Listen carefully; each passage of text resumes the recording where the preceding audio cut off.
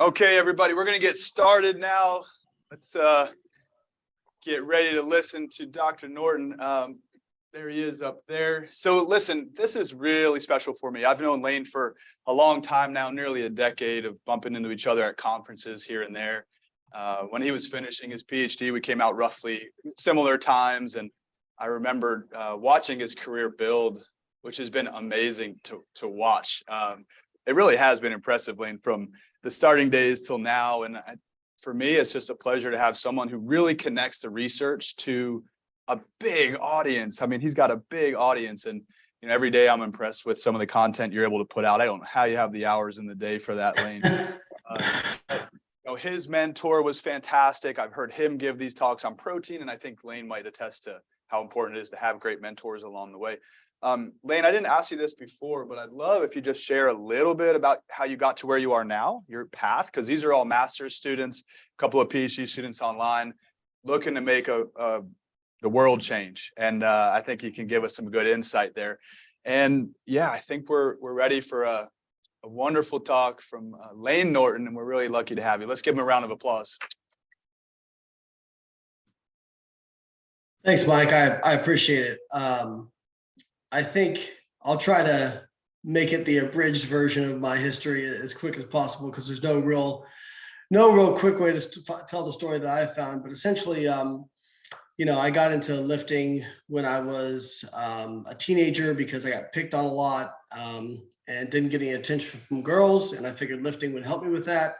It did not help me with either of those problems, but I fell in love with lifting. And as I was exiting high school, I played baseball through high school, and I didn't really know what I wanted to do, but I knew I wanted to do something, athletic at the time. I was getting into bodybuilding, so I figured I'd compete there.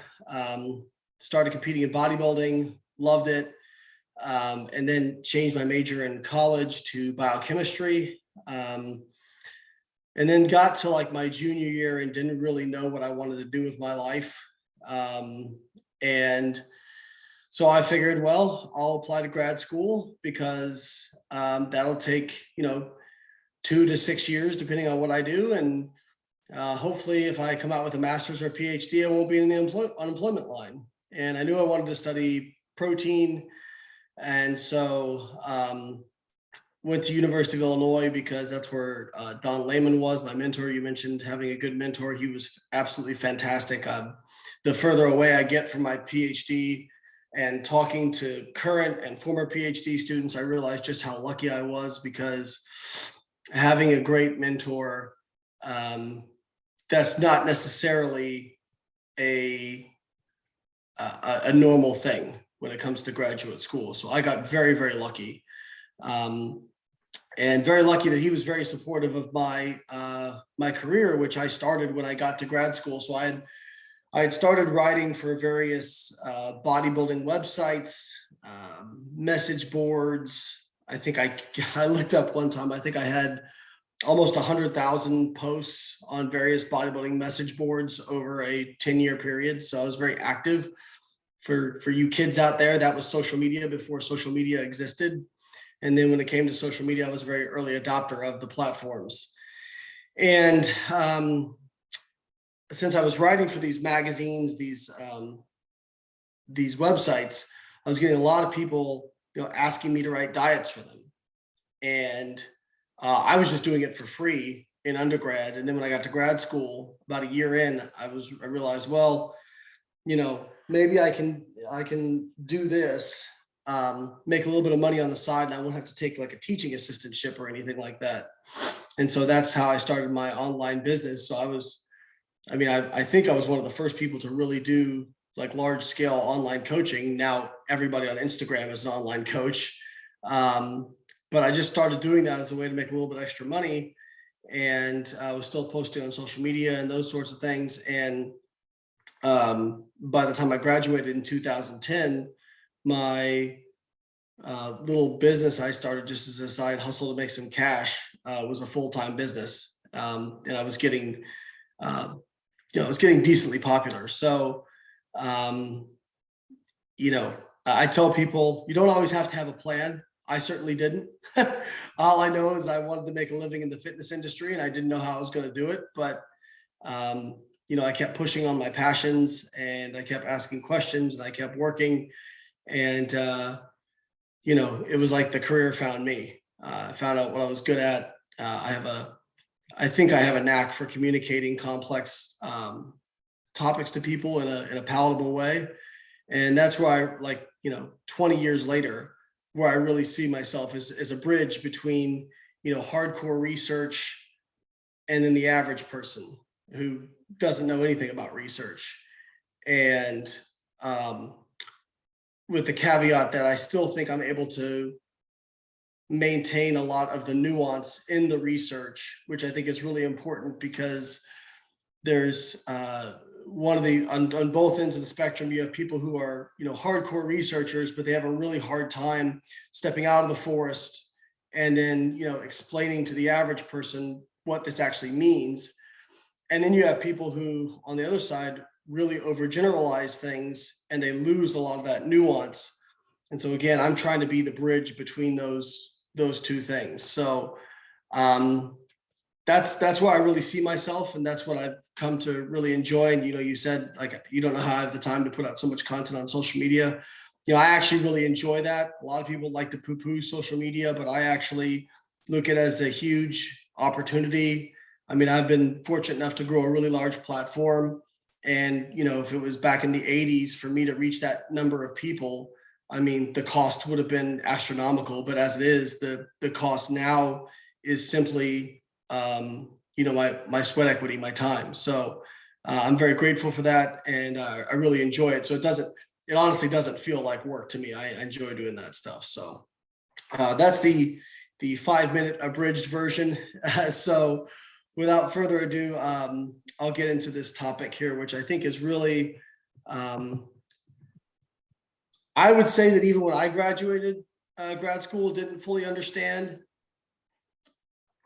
And I've met so many scientists who really don't understand this. And so trying to communicate it to the non-scientists has become also very, very challenging, but I think I got a pretty good handle on it. So I want to talk about energy balance, calories in versus calories out, and kind of separating the fact from fiction. And as people in the evidence-based community have affectionately termed calories in, calories out, CICO or CICO, let's talk about what this actually is, because there's a lot of myths around it. So what exactly is energy balance? Well, I took this definition straight off of Wikipedia. So do not judge me for that. I just wanted the most bland definition I could possibly find. And it's defined as the relationship between intake of food and output of work, as in muscular or secretory activity, that is positive when the body stores extra food as fat, and negative when the body draws on stored fat to provide energy from work. Sounds like saying a lot without saying a whole lot. And so this is an image out of one of my books talking about, weight balance is calories in versus calories out. Now, again, people hear that and it feels very detached from the reality. I eat food. You're telling me it has calories. What are these calories? Because we know, proteins are amino acids, carbohydrates are, long forms of saccharides, and then fats are lipids, so those fiber is, somewhat digestible carbohydrate. So we have an image of what those things are, but most people don't really understand what calories actually are. So let's talk about the components of energy balance. So the equation is quite simple. And I hear this all the time. Well, it's got to be more simple than calories in, calories out. Well, that is assuming that the simplicity of the equation implies that the components of the equation are also simple, and they are not. So the equation is energy intake versus expenditure, calories in versus calories out. So if energy intake is equal to energy expenditure, the system is at equilibrium or energy balance, and there's no change in body mass. If energy intake is greater than an expenditure, the system is in a surplus. And if energy intake is less than energy expenditure, the system is at a deficit. Now let's talk about thermodynamics real quick. So the first law of thermodynamics is energy can neither be created nor destroyed, only transferred or changed from one form to another. And that is a law. We know this to be fact. If you take in food, there are carbon skeletons of that food that eventually get into your circulation in your system through the process of digestion and absorption. Your body must do something with those carbons. They are not going to disappear. Likewise, your body cannot create carbons out of no carbons. As such, energy cannot be created or destroyed, only transferred. So, for example, energy contained in food. And so you have to think about the energy, when we talk about calories, that is the potential chemical energy contained in the bonds of food. And through the process of oxidation, which is, for carbohydrates, glycolysis, Krebs cycle, oxidative phosphorylation. For lipids, it's beta oxidation and oxidative phosphorylation, Krebs cycle, then oxidative phosphorylation. Those processes are taking those large molecules, breaking those bonds. And in the process of, because at the end of the day, when you metabolize these things, they come out as water and CO2. That's what, and in the case of protein, urea as well. But it boils down to the end products are water and CO2. Those are the most simple molecules that we can expel that begin as very, very large complex molecules. And through the process of breaking those bonds, we don't just waste that energy when those bonds are broken, because when the bonds are broken, energy is released. The body has a complicated system to capture that energy, and it's through glycolysis, the Krebs cycle, and oxidative phosphorylation. So energy contained in these bonds of food is transferred throughout various metabolic processes to eventually produce ATP, which is a high energy phosphate that's used to drive various energy requiring processes in the body. And of course, if you're in, grad school, I'm assuming everybody knows what ATP is. Now, the second law of thermodynamics is isolated systems always increase in entropy. That is, systems with more order tend to move towards more disorder, and that is energetically favorable. And that makes sense if you think about it from the perspective of you are taking large molecules, more ordered molecules, you are breaking them down into less ordered molecules, more small, less ordered molecules. And that process is energetically favorable. You're able to glean energy from it. Whereas if you are trying to build up large molecules, for example, let's take muscle protein synthesis, that is an energetically expensive process because you are taking a system of disorder and trying to put it more into order. Think about it like cleaning your room, right? You don't clean your room for a week. It goes from a system of order to a system of disorder. And in order to make it ordered again, you must put in energy. And I got ahead of myself. But again, proteins, carbohydrates, and fats, large molecules are metabolized to many smaller molecules that basically come out as CO2, H2O in the case of proteins, NH3. And then you could also argue hydrogen ions in the electron transport chain.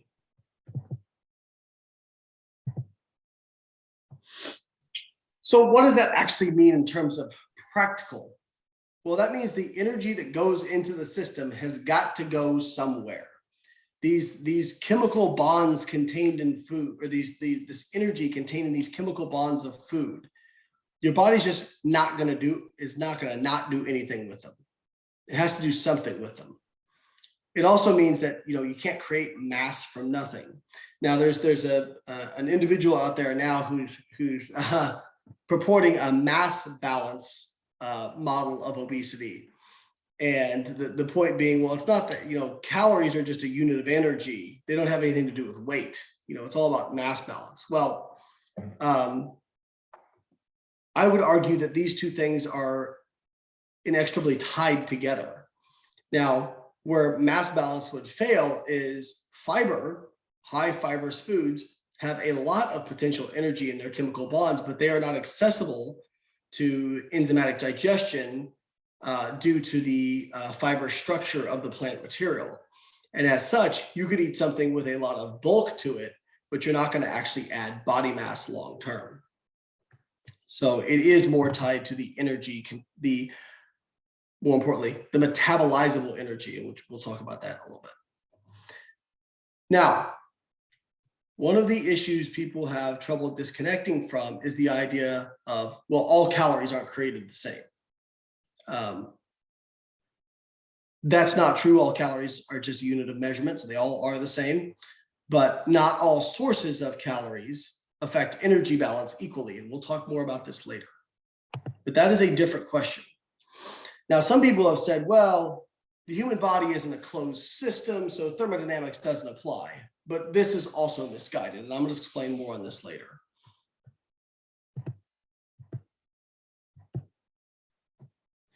So in order to understand energy balance, we have to understand the various components that make it up. So in the case of calories in, what is that made up of? So the calories in is literally the energy going into the system. Seems simple, relatively straightforward.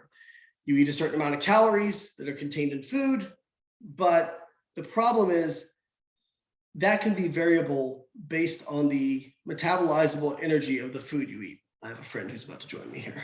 Hi, Ellie.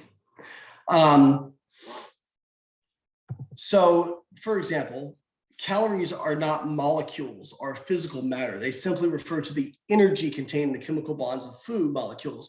It's very important to understand. You can't look at calories in a microscope. It's literally a measurement. It's like miles per hour. It's like seconds on a clock. You can't see it. Now, protein, carbohydrates, and fats have energy values of 4, 4, and 9 calories per gram. You guys have probably seen these. They're called the Atwater values. While the calories in food can refer to the energy contained, it does not capture the energy expenditure associated with digestion, absorption, and utilization. We'll talk more about this later. So while calories in is a very, very simple concept, it's extremely simple. Sounds so simple. Well, I ate 2,000 calories. Well, did you? Because we really overestimate our ability to track calories in. Foods can have different amounts of metabolizable energy based on the fiber content in our body's own unique gut microbiota. So there's some evidence out there, for example, that based on people's individual gut microbiota, that certain people may have a microflora that is better adapted to extracting calories out of the fibrous material that we eat compared to others. Because we know, for example, with soluble fiber, your lower GI can ferment that to short chain fatty acids, and you can then get some of the energy out of those calories. And that ability to ferment that is based on your individual microflora. And so again, it could be variable from person to person. Food labels can also be up to 20% inaccurate. So if something says it has 100 calories, it could have as high as 120 or as low as 80. Now, that doesn't mean that calories don't count. Rather, it's not something that can be tracked exactly. Okay, so I always use financial examples. So people will use this to say, well, see, tracking calories is a waste of time because you can't know exactly what you're getting in. Well, that's like saying keeping a budget is a waste of time because you can't know exactly what your expenses are going to be. No, but you can have a pretty good idea. So again, maybe if you're tracking each food the exact same way, even if there is errors, those errors are going to be consistent. And so you'll still be able to make adjustments in order to modify your body mass based on those consistent errors. So it's kind of like if you have a clock and it's always 5 minutes ahead. Well, then even though the clock isn't exactly right, you can still have all the data you need in order to be on time to things. All right, now let's talk about the more complicated area, which is calories out. So this is the other side of the equation. Now, your calories out refers to your total daily energy expenditure, which is the complete amount of energy you expend per day.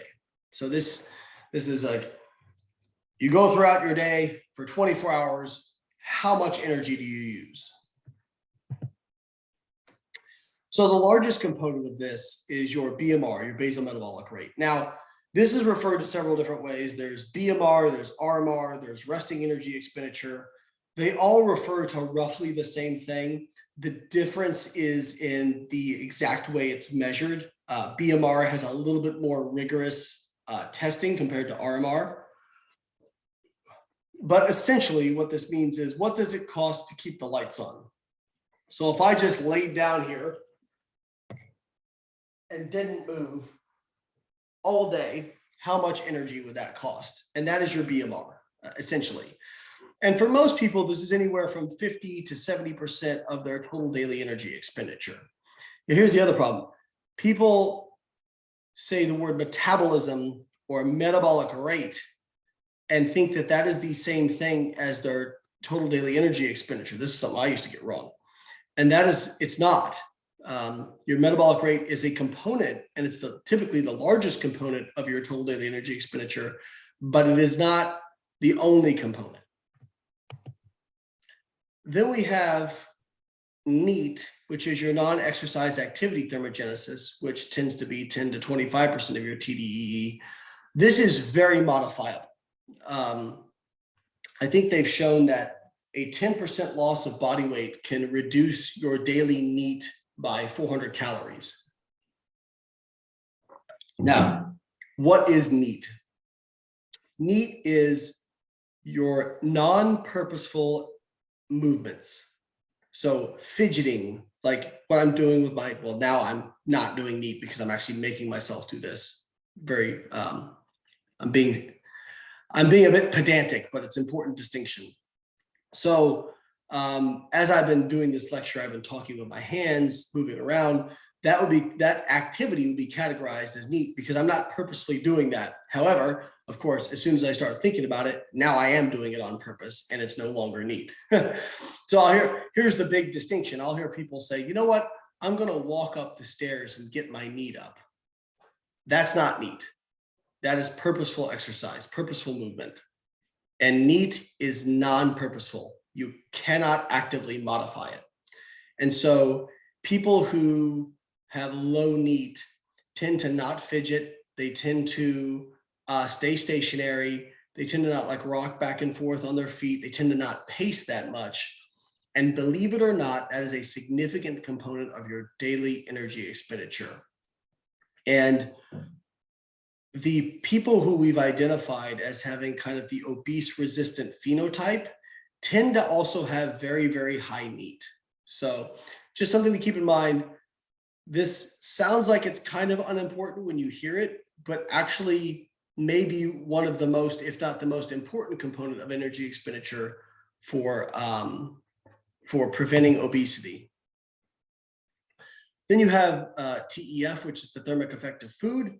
So our bodies, much like cars, you don't just, your gas in your tank doesn't just spontaneously combust and your car start going. You have to put energy into the system with your battery and the ignition in order to extract energy out of the fuel, which in this case, the battery is your body's metabolism and the ATP you're putting in order to extract the energy out of the food you eat. Now, you always get more energy out than you put in. There are no calorie negative foods. It doesn't exist. There are very, very, very, very, very, very, very low calorie foods of metabolizable energy, but there's no negative calorie foods. Even celery, I think there's, it's something like you net 50 calories per kilogram of celery or something like that. So it's very, very low calorie, but it still has calories. So when it comes to the thermic effect of food, we'll discuss a little bit later, not all the foods out there have the same effect. And then you have your exercise activity. So you have, this is quite variable, can be, if you're sedentary, it can be 0% of your daily energy expenditure. If you're an athlete, it can be up to 30%. Actually, For elite Olympic, endurance athletes, this can be much, much higher. But correspondingly, if your exercise activity is a greater percentage of your TDEE, your BMR will actually be a lower percentage. So very simple equation, your TDEE is going to be your BMR plus your NEAT plus your TEF and plus your exercise activity. So this equation is getting more complicated because I've just told you about all these four things that are your total daily energy expenditure, which is the calories outside of the equation. And now I'm going to tell you about how much more modifiable they are. So energy balance is a balance that we talked about. Now, TDEE, your total daily energy expenditure, that captures all the energy expended by the system. This is not up for debate. This is not. We have put people in metabolic chambers. We know this to be true. Now, here's the rub. When people say, well, calories exist in a bomb collimator when you put food in there. Human beings are on a bomb collimator. Actually, we kind of are, to be honest. So with a bomb collimator, you have a tank, or you have a closed system. You put a piece of food in, and then you have water surrounding it, and you have a thermometer in the water. And based on how much the burning of that food changes the temperature of the water, that tells you how many calories were in that particular food.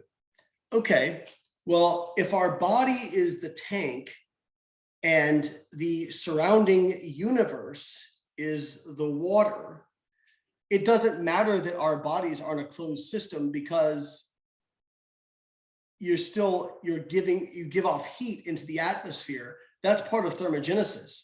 Calories in, calories out already accounts for the fact that your body is not a closed system, but it is closed in terms of the fact that you exist in the universe. So even though the human body is not a closed system, it is closed in terms of the universe it exists in. Okay, so wasted energy given off as heat is still captured in the system of the universe. So why are people so confused by this? Well, I think one of the biggest things that people don't understand is they hear calories in and calories out, and they think that those variables are independent. This is my calories in, this is my calories out, and those things don't change. And what we know is that is not true. Both variables affect each other.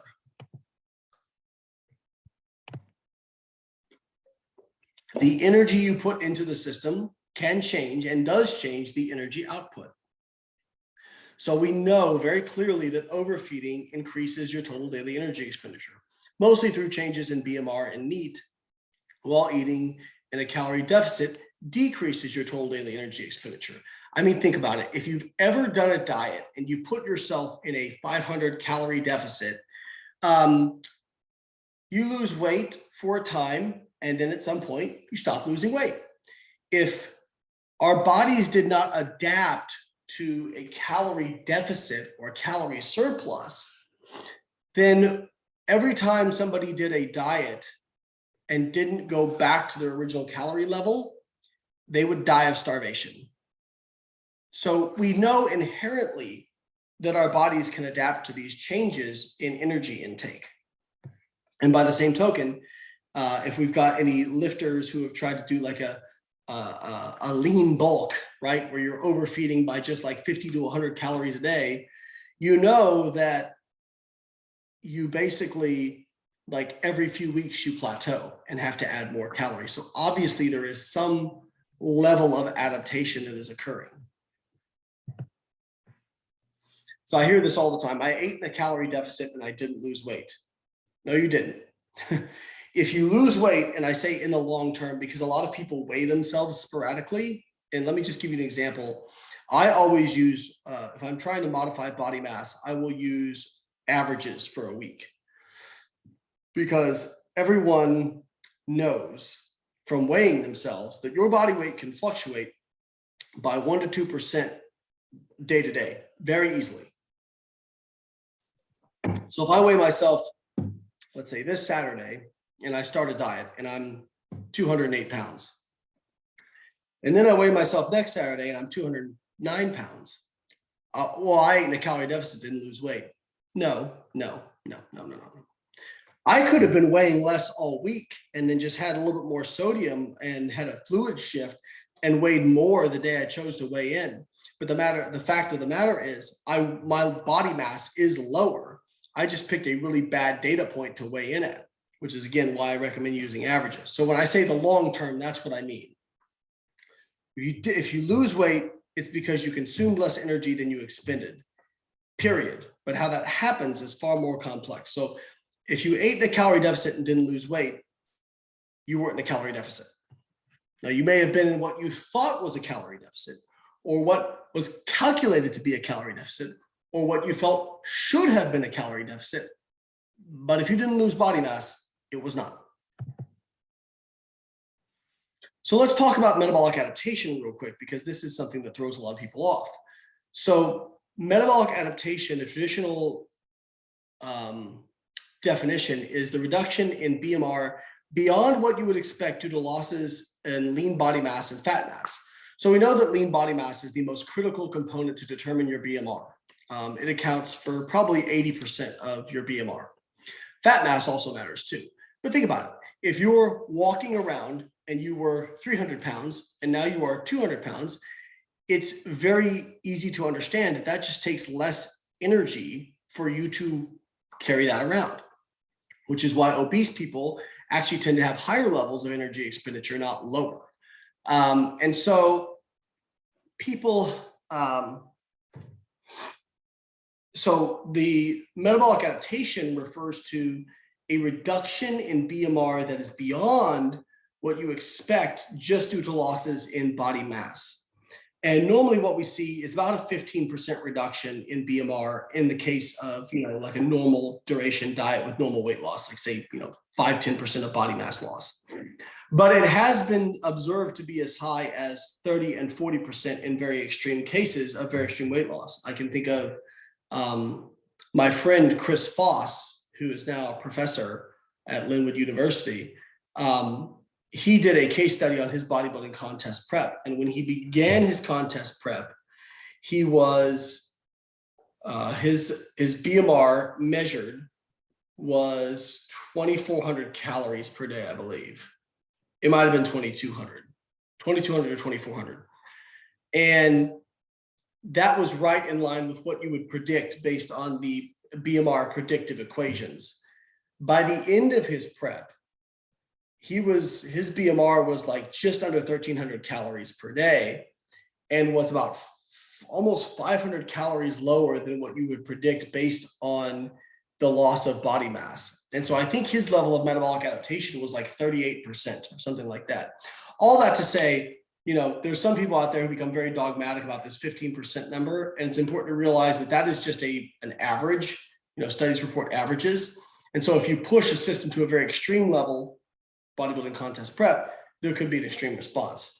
So again, Chris got to the end of his prep and he was on 1,800 calories, 1,900 calories, barely losing weight.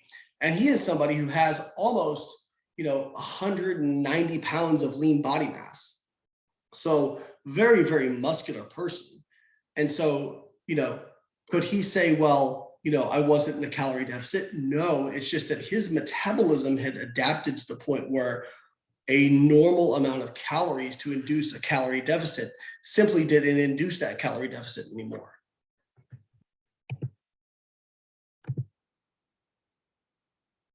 Let's talk about your BMR in particular, since we're talking about metabolic adaptation. It is the amount of energy that is required to keep the lights on, stay alive.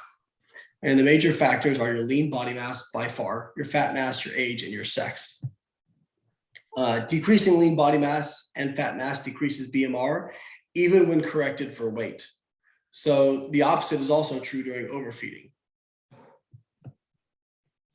It's difficult to know your exact BMR. Equations out there, especially, are only estimates, and indirect telemetry, while way more accurate, it's still only an estimate.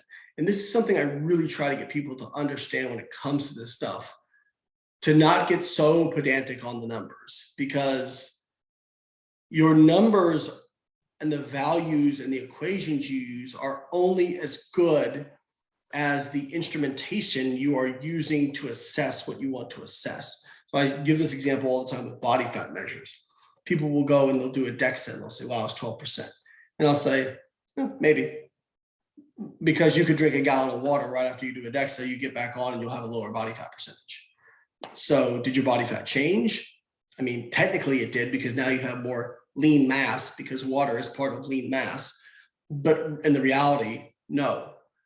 And so, really, I tell people the only way to truly know your body fat is to die and then have them excise all your fat tissue. So again, try not to be too pedantic about actual numbers.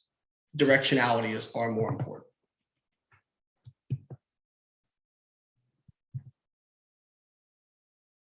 Okay, guys, let me just close this door real quick.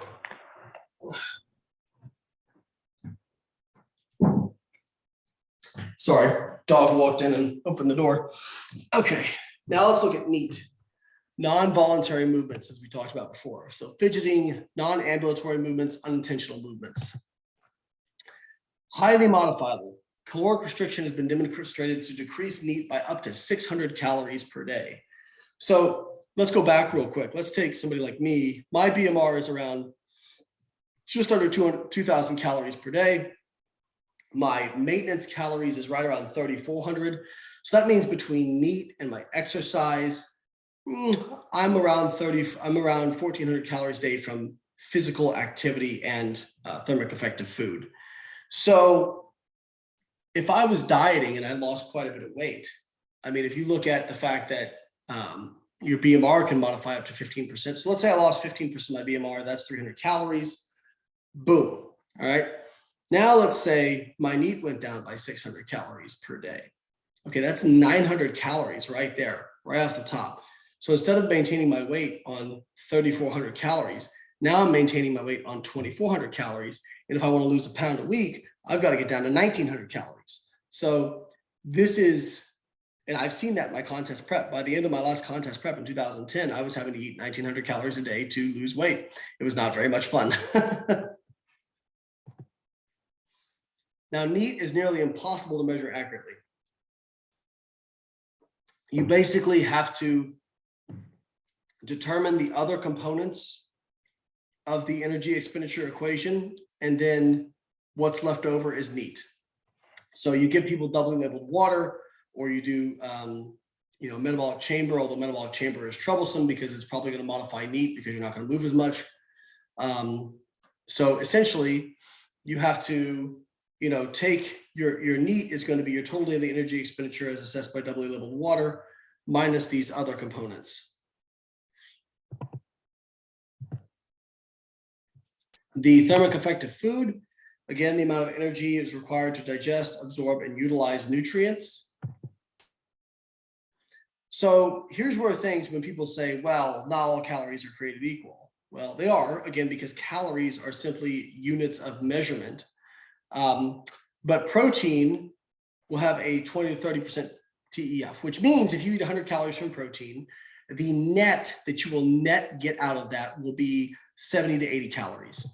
Whereas carbohydrates are 5 to 10%. So you eat 100 calories, you're going to get 90 to 95 calories out of it. And fats are 0 to 3%. So you're going to get 97 to 100 calories out of it. So while all calories are created equal, all sources of calories are not equal. And we see this. High protein diets have been demonstrated to cause more fat loss compared to calorie equated lower protein diets. And this is likely due to the increased energy expenditure from TEF. Now, this doesn't mean that people say things like, well, you can't store protein as fat. While this is actually two different questions. So I would rephrase it a different way. Can you store protein as fat? You can. It's highly unlikely that very much protein will wind up, that the carbons from the proteins you eat will wind up in adipose tissue. It is a very, very, very long process from A to Z to get there. However, can overfeeding protein result in fat gain? And the answer is yes, because if you overfeed protein, your body has to oxidize it. And that is going to spare the fat you eat for storage in adipose tissue. So can you store actual protein as fat? Probably not very much, but if you're overeating protein, can it lead to fat gain? And the answer is yes. So protein is not like a negative calorie food or anything like that.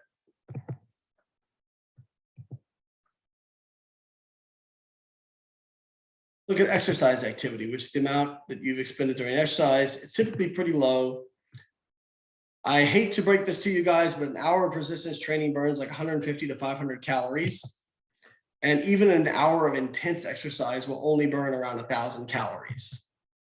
So the other thing is nearly all consumer caloric expenditure devices overestimate energy expenditure by 30 to 95%. So my favorite is when people are saying, are they looking at stuff on a treadmill, or they're looking at their watch, well, I don't understand, I'm eating in a calorie deficit. I know I am because I'm burning, 1,500 calories a day from exercise. It's probably closer to 800 to 1,000 is what you're actually burning. Okay.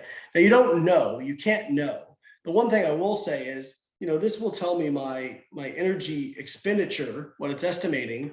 And typically like I'm around 1,000 to 1,100 calories in a workout, a resistance training workout. Now, I don't know if that's accurate. It's probably not. But one thing I can say is if I am usually burn 1,000 and one day I burn 1,500, I probably did burn more the second day. It's just, I don't know exactly how much. So I'd always tell people when they say, well, I was eating in a calorie deficit and didn't lose weight, and they tell me they're tracking their calories out with this, I'll say, well, what do you think is more likely? That you're defying the laws of thermodynamics, or that your watch maybe isn't accurate?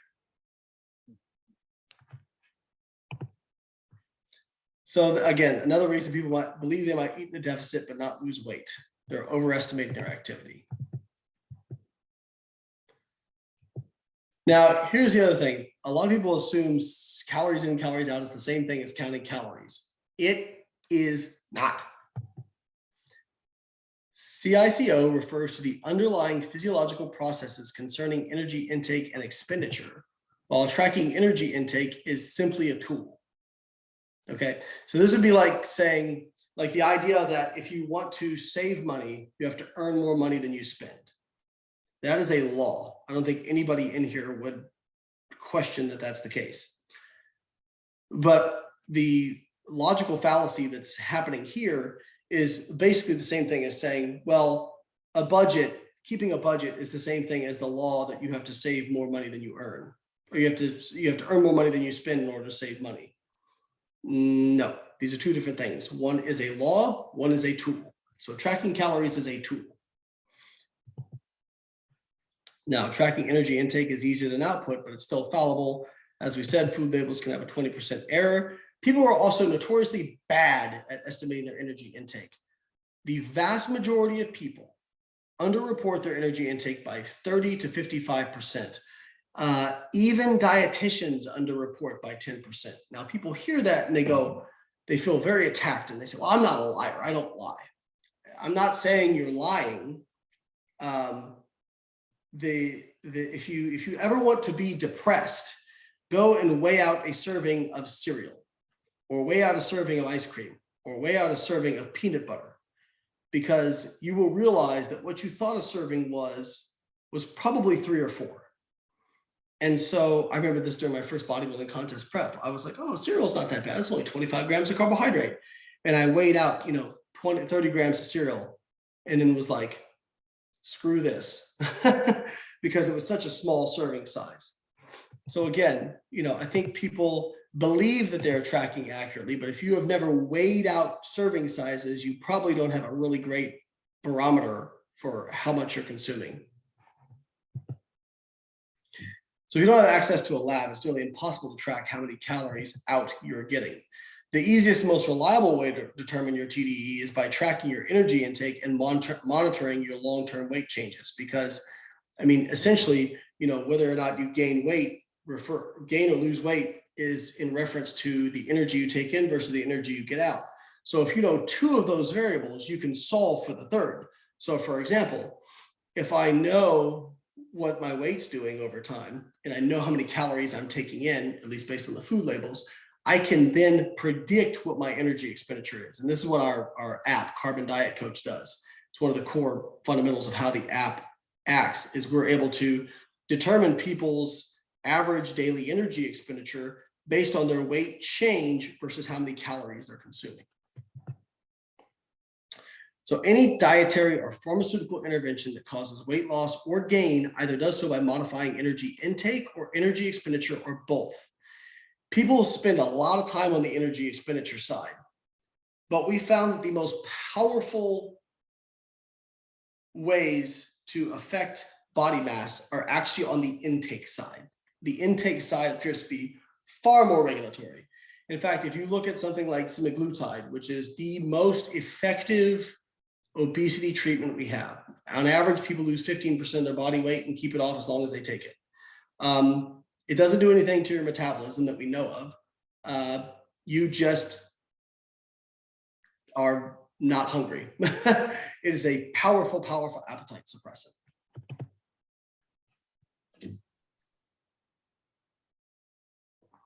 So let's look at counting calories in versus calories out. So if you look here, this was a study where they had people who were self-reported, could not lose weight on 1,200 calories a day or thereabouts. Now, if you look at the lower left-hand chart, their total energy expenditure is this black bar, okay? Their reported intake is the white hashed bar, and their unreported intake is the more small hashed bar. Oops, sorry, I forgot my screen is a touch screen. I was touching it. So this bar right here, this hash, the bottom part is how much they reported. The top part is how much they left off. So you can go through and look for, like, this person right here, like, underreported by probably like 70%. So, but on average, like, it was about a 50% underreporting. And then they tested their energy expenditure. They tested their resting metabolic rate. And as you can see, very highly correlated to their fat-free body mass or their lean body mass. So yeah, nobody had like a crazy high or low energy expenditure. Nobody had a crazy high or low resting metabolic rate. It was just that they were over consuming calories. Okay, now here is all time. CICO, too simplistic, doesn't account for hormones. Not true. Even if hormones impact weight loss and gain, they do so through modification of energy intake or expenditure. So for example, thyroid hormone and hypothyroidism. Individuals with hypothyroidism can have a reduced BMR by up to 25%. So this means that somebody could have a BMR of 1350 instead of 1800. That is a significant reduction. I mean, that could easily take somebody from what should be a deficit to maintenance. So again, hormones absolutely can make a difference, but if they do, it is through modifying one of these variables that we talked about, not through the magic hormone fairy. So here's some uncomfortable truths that people don't like to hear. PCOS, obesity, type 2 diabetes do not appear to decrease BMR, and people with those morbidities lose a similar amount of weight compared to those who do not have those when a normal calorie deficit is imposed. In fact, type 2 diabetics, if anything, tend to lose more weight under the same caloric restriction, at least initially, compared to people who are not type 2 diabetic. So this idea that, I've heard this before, well, if you're a diabetic, everything's just totally different. You got to, no, it's not.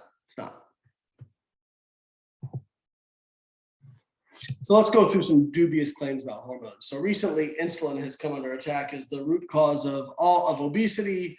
Insulin is going to come into your house. It's going to steal your TV, kick your dog, and punch your mom in the face. So the carbohydrate insulin model of obesity postulates that insulin produces body fat gain by driving fats into fat cells and trapping them there. And their evidence for this is it inhibits hormone-sensitive lipase, which is what's used to liberate free fatty acids from adipose tissue, and it increases lipogenesis. So this idea is, okay, you're inhibiting hormone-sensitive lipase with insulin. And so your body fat stores are now inaccessible to the rest of your body because you can't liberate them. So your body senses it's starving and people overeat in response, meaning at its core, we don't get fat because we overeat because we get fat. And we get fat because we eat too many refined carbohydrates that increase insulin. So is this actually the case? Because this is a very popular model that's out there right now. So there was a meta-analysis that took 20 studies that equated calories and protein, and they showed no significant difference in weight loss. So that is, if you're equating calories and protein, and then you vary the carbohydrate and fat amounts, you just don't see differences in weight loss. Also, all those studies provided meals either that were in a metabolic ward or meals were provided to subjects, so very highly controlled. Metabolic ward trials show no superiority for diets that produce low insulin levels versus those who produce higher insulin levels when calories are equated. A recent randomized control trial by Ludwig claimed that reduced carbohydrate diets increase energy expenditure due to low insulin. But let's talk about this study a little bit because it did get a lot of play, as do most of Ludwig's studies. So this is why it's always important to read studies and not just read the abstract. So they used doubly labeled water to assess TDEE, which is validated for balanced diets, but has not been validated under low carb conditions.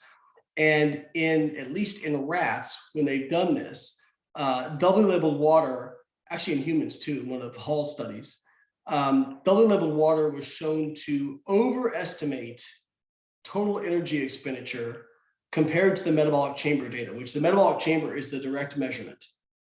So why would it do this? Well, basically in the equation, there's assumptions about CO2 production, and it looks like a low carbohydrate diet causes you to produce more CO2 than would be predicted. And this manifests in the equation as increased energy expenditure.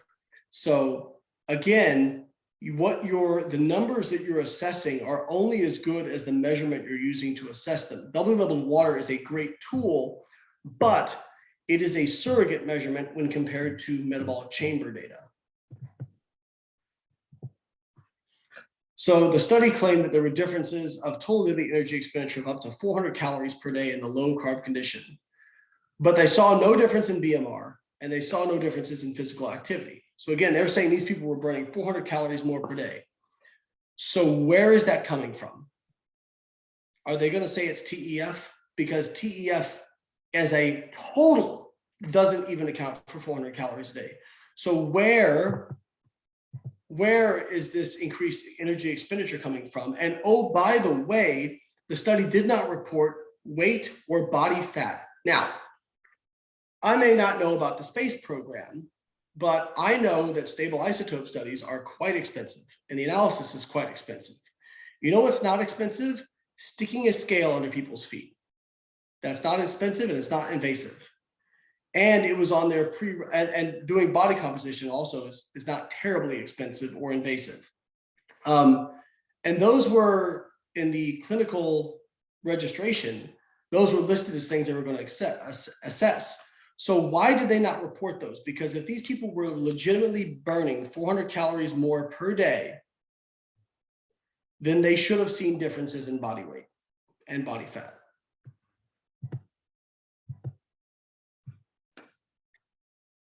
So again, this is Hall's meta-analysis of these 20 plus controlled feeding studies. And again, so this is another great thing for you young scientists out there.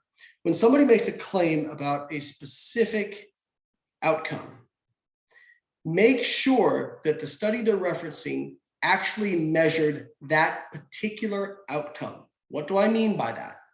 Energy expenditure is one thing. That is a surrogate measurement. And as you've seen, we don't necessarily have the wherewithal to get it like specifically right. So if somebody's making claims about body fat or weight loss, but the only thing they assessed was energy expenditure, they're drawing assumptions based on a mechanism. What you should be looking for is, did they actually measure body fat? So in studies where they actually measure weight or body fat, you simply do not see difference in fat loss. So this is, I believe this is expressed, this forest plot's expressed as kind of grams of fat loss per day. And on the left favors a low fat diet, on the right favors a low carb diet. As you can see, the overall effect is a slight favoritism towards the low fat diet, which I think was 16 grams of extra fat loss per day. That's not enough to where I'm going to say it actually matters. I don't think the clinical relevance of that is high enough to really worry about it.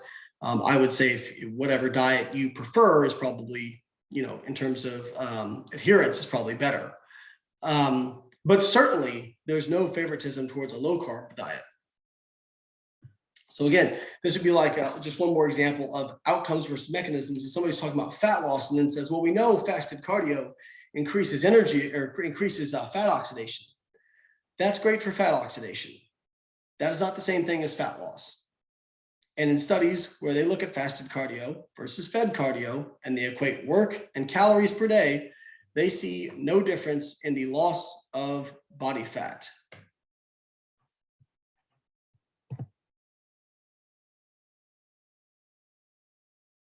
Claims that insulin increases hunger are unfounded. So there was a study that demonstrated a high carb diet was actually more satiating than a low carb diet, despite quite stark differences in total insulin secretion per day. And when insulin is injected into lab animals, they decrease their food intake. So people will say, well, I eat a carb meal and I get hungry. Okay, well, maybe. But you've probably also heard that carbs make you hungry or insulin makes you hungry.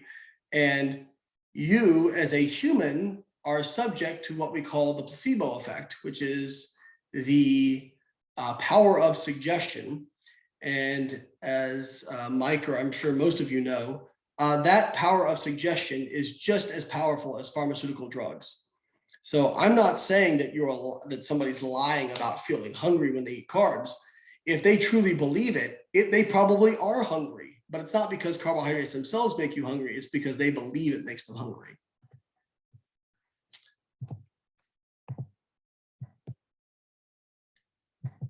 So let's just take the carbohydrate insulin model of obesity just because it's very popular right now.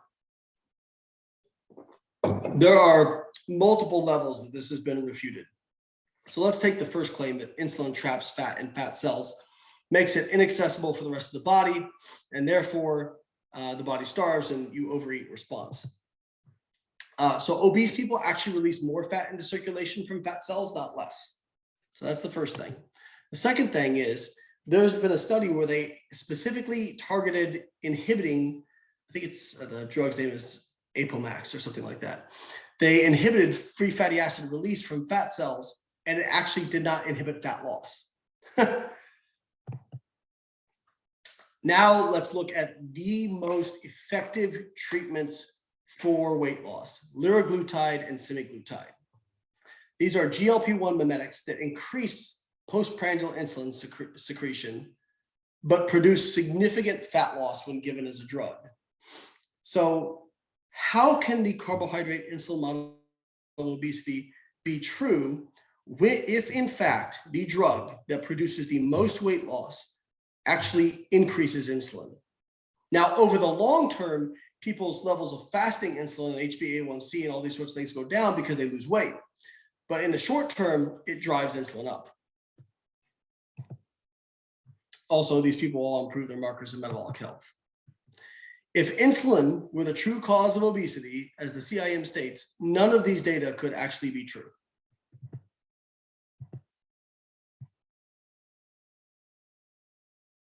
So another myth is like this idea, like I said, that fat oxidation is not the same thing as fat loss. I'm sorry with the background. This is kind of not coming up this great. So a lot of what you hear is, well, if you eat a low carb diet, you have to use fat for fuel and your fat burning goes through the roof. That's true. If you eat a low carb diet, which is low in carbohydrate and high in fat, you'll increase your fat oxidation, but fat oxidation is not the same thing as fat loss. So fat oxidation is the amount of fat you burn, but the amount of fat you gain or lose is a balance between the amount of fat you store versus the amount of fat you burn. And we know that carbohydrate is not really stored as body fat. So in metabolic tracer studies where they overfeed people, of the carbons that wind up in adipose, less than 2% originated from dietary carbohydrate. Over 98% originated as lipid. So what that means is when you ingest carbohydrate, your body has to oxidize it or store it as glycogen. Once you've stored your maximum amount of glycogen, then you have to oxidize it. Well, you can't store it as fat. You have to oxidize, or you can, but it's very limited.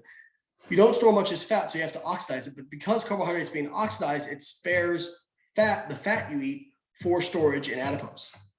So again, remember, the amount of fat you gain or lose is based on the amount of fat you store versus the amount of fat you burn. So let's take two different scenarios. If we take a low fat, high carb diet, you are not burning much fat, but you're also not storing much fat because you're not eating much fat and you're eating mostly carbohydrate. If you're eating a low carb, high fat diet, yes, you're burning a lot of fat, but you're also storing a lot of fat because you're eating a lot of fat. So again, we take these two different kind of diets here, low carb, high fat on one versus high carb, low fat, and these numbers are just made up. But you could have a situation where, oh, look at the low carb diet, you're burning 2.5 times the amount of fat that you are on the high carb diet, and yet your fat balance is still the same because on the high carb diet, you're storing way less. So again, what this boils down to, what is actually going to determine how much you gain or lose body fat wise is energy balance. So some other silly claims, inflammation causes obesity. You got to fix your inflammation first. No, obesity tends to drive inflammation up. Just lowering inflammation is not going to solve obesity. Obesity increases inflammation, and reducing fat mass through any means decreases inflammation. You see this across the board. So high carb diet, low carb diet, whatever. If you decrease fat mass, you decrease inflammation. Claim, I ate more calories on a low carb diet and lost more weight than when I was counting calories. Calorie counting isn't a diet. It's just a tool. You don't have to count them to lose weight, but they always count. And these people say, well, I eat more. They didn't eat more calories. They ate probably a greater volume of food and felt more satiated, and they felt like they ate more calories, but they likely didn't. And the other thing is too, when people go on these really like drastic exclusion diets, like a low carb diet or a carnivore diet or whatever it is, they really stop snacking because you don't really have like snacks on like a low carb diet. Now you do because there's a lot of low carb products. Same thing on a carnivore diet. So people don't realize this, but like snacking and just like unconscious energy intake is a very large portion of what makes up the surplus that people have on a day-to-day basis. So just by going to a very strict diet, even your meals may feel bigger, but the likelihood is you aren't snacking, and that's a big part of why people are having trouble losing weight. So again, none of this applies because people aren't bomb kilometers. Actually, we are. Again, if you look at, as I was describing before, if this is your body, the bomb kilometer, and here's putting in the piece of food, here's your body, the food. Through thermogenesis, some of that energy leaks, it changes, it gets into the universe, which is this closed system here, and can change the temperature of the surrounding, well, in the bomb kilometer case, the surrounding water, and in our case, you just leak it into the universe. So this idea that like we're not bomb kilometers, we actually are. And in fact, many of you guys don't know this, but the Atwater values were determined back in the 1800s of how many calories per, different macronutrient there are. And they had an equation that they thought would be correct based on what they thought the temperature change of the water would be from, feeding these rats. And it was absolutely dead on, like absolutely dead on. which also goes to show you how badass these scientists were back in the day that they were doing all this stuff by hand. So including the references at the end as well. So you can check those out. Oh, sorry, just really dope. Let's get back here. Sorry. And with that, I'll take any questions. And shameless plug, this is my app. This is my book on fat loss. And I will stop the screen share and take any questions you guys have. All right, Layne, thank you so much. Let's give him a quick round of applause, everybody. Layne, we really appreciate that. For me personally, like getting into Ludwig study is great. How you mentioned some of that. We had a long conversation in this class about the FASTER study, Bolec's FASTER study, and how they didn't actually measure performance, but they did have very high levels of fat oxidation. So similar concept and not reporting the things you think you'd want to know about. So spot on with the class. We probably have some questions from online in the class, but just raise your hand. I'll come bring the microphone to you. If you've got a question for Dr. Norton, here we go. Hey, Dr. Norton. I noticed that on social media when you were training for your powerlifting meet that you have like a bar velocity tracker, and I was wondering, like, how much of an advantage do you think that gives you using that velocity-based training as compared to like RPE or something like that? Yeah, great question. So actually, I use the velocity device to help me estimate my RPE because for me, I'm just not how you drop a great powerlifter. I have pretty long limbs, and I always perceive a very high amount of effort. So even like an RPE of 7 feels like a high amount of effort for me. And so what I do is a few things with the bar velocity unit. One, with the 3 different lifts, the squat, bench press, and deadlift, I know approximately what my velocity is on a 1 rep maximum. So for example, for squat, it's somewhere around a 0.15, bench press is around a 0.13, 0.14, and then deadlift is around a 0.1. So those are my 1 rep max velocities. I also know how much velocity loss I tend to get with each repetition as I approach failure. So for example, I know in I tend to have about 0.035 to 0.04 meters per second velocity loss in those like last few reps before failure per rep. So for example, my RPE 7, meaning I'd have 3 reps left in the tank, should be somewhere around on a squat like a 0.26, 0.27, right? So I can look at my last rep velocity and use that to say, okay, I think this is the RPE based on that. So I actually don't use it in exclusion of RPE. I use it in conjunction with RPE. And the other thing I use it for is when I'm warming up, I have defined warm-ups that I'll use as I'm approaching, my top sets. And I know on average what sort of velocity I should be hitting on that last warm-up. And so if I'm hitting something slower or something higher significantly, then I can be, relatively confident, like I'm hitting a higher velocity, that I'm feeling good, I'm recovered well, I'm going to perform well. It doesn't always work out like that, but usually it does. But I also don't eliminate subjective feedback. Like if I'm feeling like crap, I slept like crap, but I have a good velocity, I'll probably still be relatively conservative because I'm not being dogmatic about that one piece of data. And again, I've had times where like I've hit a lift and looked at the velocity and I've thought, that doesn't seem right. So again, like it's only as good as your unit of measurement or how you're measuring it. But I do like using it. It's a little more objective data. And another great example is at World Championships, when I was warming up for my deadlifts. I mean, normally my last warm-up pull will be around 585 pounds for a single. And usually that will move at around a 0.2 to a 0.22. And at Worlds, I think it moved at like 0.3, which is absolutely blazing for me on a deadlift.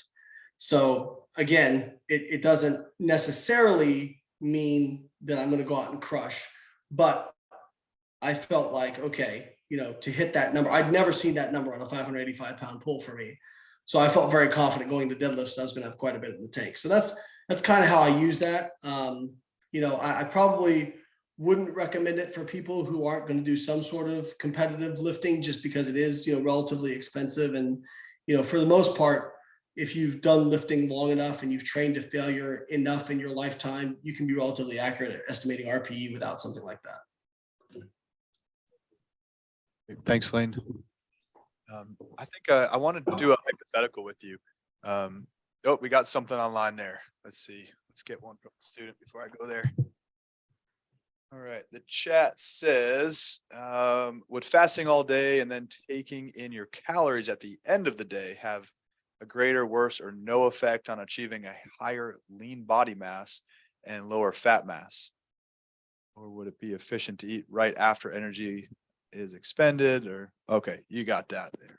Yeah, so timing of nutrients, this was big back in the 2000s, and just pretty much every study we've had says it doesn't really matter that much. Now, it may matter from a performance perspective in terms of like, you know, I don't think training fasted is the best idea, especially if you're doing like some kind of high intensity work. But in terms of body composition, it just doesn't seem to make that big of a difference. In terms of like, this is something I've changed my mind on. I used to like really caution people against intermittent fasting because I was worried about loss of lean body mass. At least according to Grant Tinsley's work, the more traditional kind of like 16-hour fasting with 8-hour feeding window, that appears to be just fine in terms of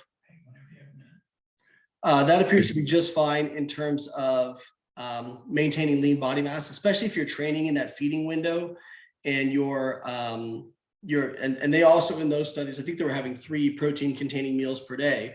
So they were getting decent boluses of protein. But when we look at the studies that look at like more extreme forms of fasting, like 1 meal a day or alternate day fasting, some of those do show losses of lean body mass compared to continuous feeding. So I think the more mild forms of intermittent fasting are fine for lean body mass, but I think the more extreme forms are probably not optimal for lean body mass, and they don't appear to be superior for loss of body fat either. There's just when we do meta-analyses of the randomized control trials where they equate calories, just don't see differences in fasting related protocols versus continuous feeding. Great. Thank you so much, Layne. Any last questions from the students in the classroom? All right. Well, to be respectful of your time, let's just give them a big round of applause. Thank you, Layne, very much. I appreciate you very much. I'll be in touch and hope to see you around real soon. Thanks so much. Absolutely. Thanks, Mike. Appreciate being here, and I enjoyed it. I hope you guys enjoyed it as well. We sure did, man. I'll be in touch. Thanks so much. Sounds good.